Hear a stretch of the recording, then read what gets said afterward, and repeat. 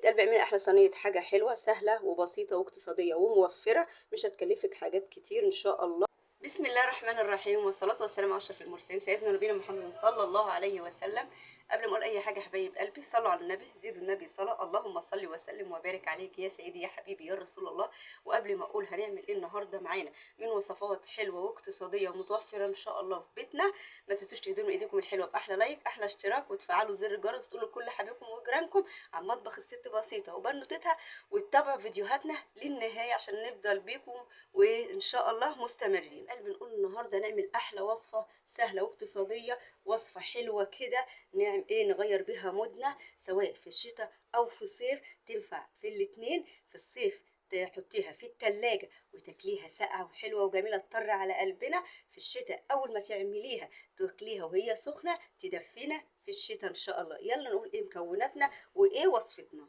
إن شاء الله حبايب قلبي هنعمل نوع حلو من نوع الحلويات الحلوة، تكون سهله ان شاء الله متوفره حاجتها في بيتنا ان شاء الله. لما تكوني محتاره كده وعايزه تعملي نوع حاجه حلو كده تفرحي بيها عيلتك، عندنا ايه؟ عندي نوع إيه؟ مكرونه اسباجيتي. ما عندكيش مكرونه اسباجيتي اي نوع مكرونه، على المكرونه قلم مكرونه مقصوصه اي نوع مكرونه مش هتقول لا.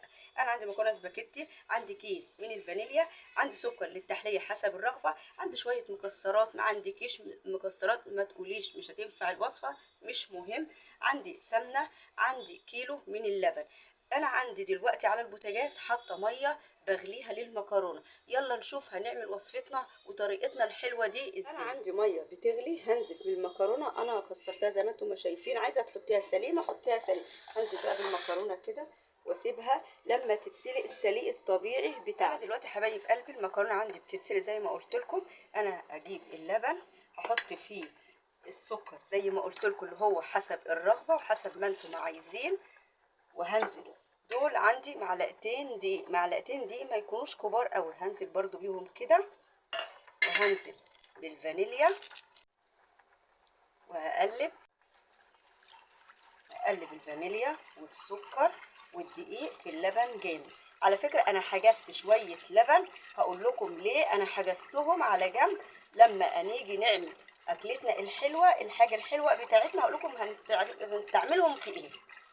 عندنا اتسلقت اهي زي ما انتم ما شايفين في نفس الميه اللي احنا سلقنا فيها المكرونه. هنزل بقى باللبن اللي احنا حطينا فيه الدقيق وحطينا فيه السكر والفانيليا، واقلب جامد وتاني اقلب لما نوصل للقوام اللي احنا عايزينه. بعد ما وصلنا للقوام اللي انتم شايفينه ده، هنزل بمعلقه سمنه كبيره اطعم بيها الاكله الحلوه بتاعتنا، وهنزل بشويه مكسرات اهو واقلب. يا حبايب قلبي ما تقلت معانا زي ما انتم ما شايفين كده، وحطينا كل مكوناتنا فيها.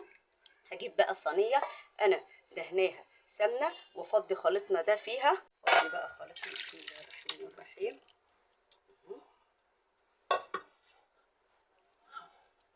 واجي احط برضو سمنه كده على الوش.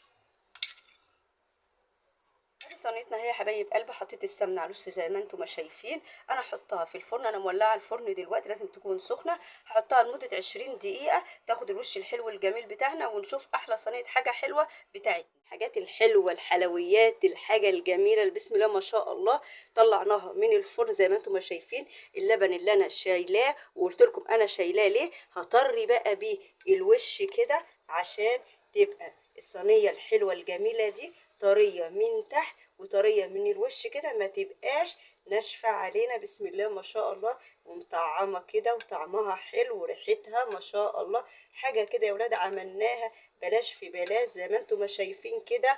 زي ما انتم ما شايفين برضو شويه مكسرات كده، يبقى احنا مطعمينها بالمكسرات من قلبيها ومن فوق منها كده برضو حاجه كده جميله اهو.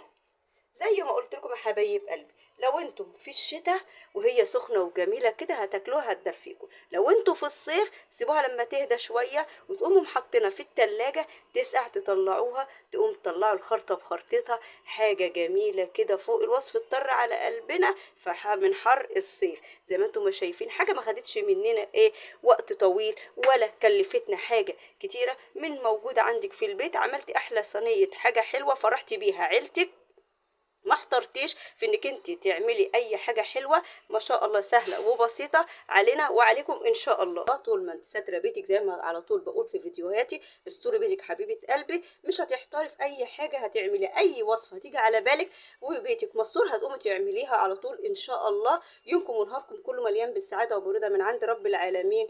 قولوا امين. ما تنسوش اللايك، ما تنسوش الاشتراك، ما تنسوش الدعوه الحلوه اللي تبسط الست بسيطه وتكبر بخاطرها يكبر بخاطركم ربنا. واقول لكم مهما ان ضاقت الدنيا علينا وعليكم، نقول فرج ربنا قريب ان شاء الله. واقول لكم في الختام السلام عليكم ورحمه الله وبركاته.